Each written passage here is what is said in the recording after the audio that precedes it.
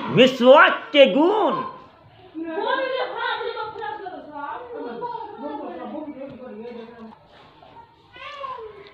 मिसवाक के गुण, मिसवाक के गुण दुनिया के पैगंबर हजरत मोहम्मद रसूल करीम सल्लल्लाहु अलैहि वसल्लम ने कहा, स्वर्गदूत जिब्राइल अलैहिस्सलाम मुझे मिसवाक करने के लिए कहता था। विश्व नबी हजरत मोहम्मद सल्लल्लाहु अलैहि वसल्लम